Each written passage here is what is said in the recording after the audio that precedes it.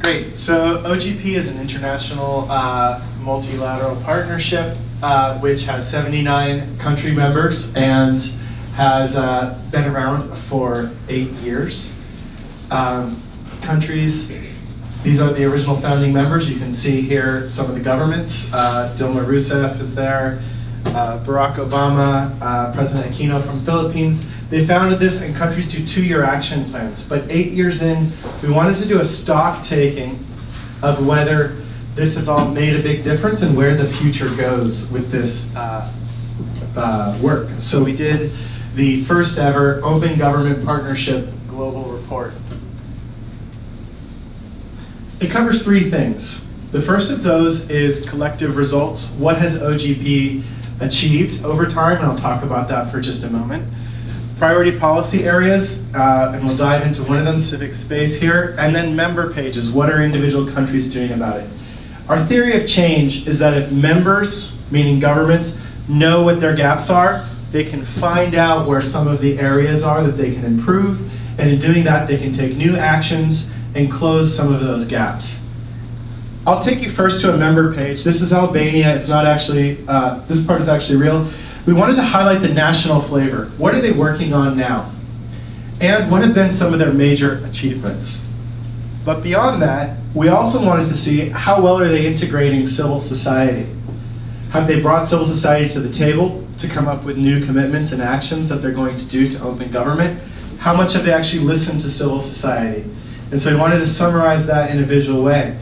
But one of the things that we're doing that's completely new is looking at whether the governments have actually taken action. And here on the right-hand side, you can see whether they've taken action, whether that's been ambitious. And here we're looking at access to information. And then we wanted to look at more deeply, what do they need to do? And there's an online tool that allows you to see where some of the policy areas are that they can improve. In this case, beneficial ownership. And you'll be able to go online and see the sources and what they can do. So let me take a very particular deep dive here into civic space, and specifically freedom of assembly. What has the partnership achieved in freedom of assembly, and what could it do? So backing up, OGP countries that have been in OGP for over 5 years, we have these different set of measurements. We call it eligibility requirements. What have they improved on and what has mattered? As you can see from there are 4 different eligibility requirements. They've improved on almost everything except for one, which is civic space.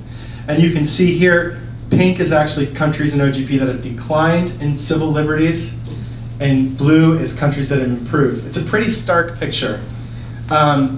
So we need to work on this. And when we compare that with other policy areas, we can see where OGP countries have made an effort and achieved some strong work and not. Here on the right, you'll see that some of the these are different policy areas that we looked at for this report. You'll see on the right, budget transparency, open contracting, right to information. OGP countries have done strong commitments there. Less strong have been work around open data. Less strong have been general open policy making. And while they started from a strong point in civil liberties overall, very few of them are using their OGP action plans to actually tackle issues of civil liberties, freedom of expression, freedom of assembly, and freedom of association.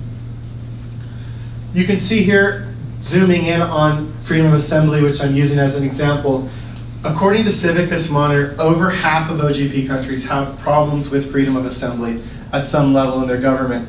But only 2 countries have actually taken commitments to tackle that issue. What we wanted to do was provide inspiration for them on how they might do that. So here we took a case study from Northern Ireland. This is a picture of the Orange Orders, which march between June and August of every year. There's often a lot of violence associated with it. And we actually had members of the OGP community suggest to us that they had set up a citizen-led commission which approved the routes of these and made sure to promote the freedom of assembly while protecting people from violence. We also worked with the UN Special Rapporteur to look at their checklist for freedom of assembly, for governments to come up with better commitments for their OGP action plans around this area, because turning an abstract right into a concrete idea is sometimes quite difficult. So that's how we hope that this report will be used. It's massive and it comes out on May 27th. Great, thanks.